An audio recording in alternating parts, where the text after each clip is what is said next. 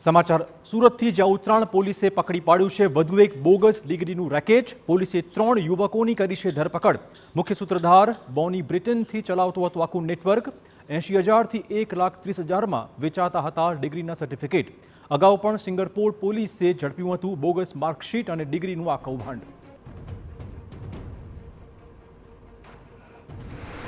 સુરત શહેરની અંદર નકલી ડિગ્રીનું કૌભાંડ એક પછી એક પકડાઈ રહ્યું છે। જાણે સુરત શહેરની અંદર નકલી જે માર્કશીટ બનાવવા માટેનું એપી સેન્ટર બનતું હોય તે રીતના દ્રશ્યો છે તે સામે આવી રહ્યા છે। ઉત્તરાયણ પોલીસે 3 જેટલા આરોપીઓની જે ધરપકડ કરી છે અને અલગ અલગ જે કન્ટ્રીની અંદર જવા માંગતા જે વિદ્યાર્થીઓ છે તેમને જે જોતા જે માર્કશીટ અથવા તો અલગ અલગ યુનિવર્સિટીના જે છે ડોક્યુમેન્ટ છે તે બનાવી આપતા હતા।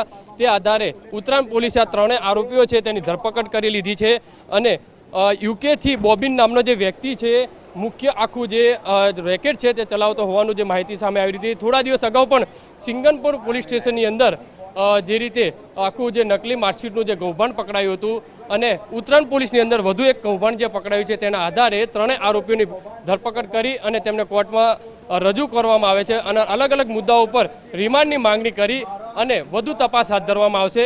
મહત્વની વસ્તુ એ છે કે સુરત શહેરની અંદર એક પછી એક ડુપ્લિકેટ નકલી માર્કશીટ બનાવી લોકોને વિદેશ મોકલવાનું જે કૌભાંડ છે તે ચાલી રહ્યું હતું। સૌપ્રથમ તો સિંગણપુર, ત્યારબાદ ઉત્તરાયણ, સરથાણા વિસ્તારની અંદરથી આ રીતના રેકેટ જે બહાર આવી રહ્યા છે તે ગંભીર બાબત કહી શકાય છે।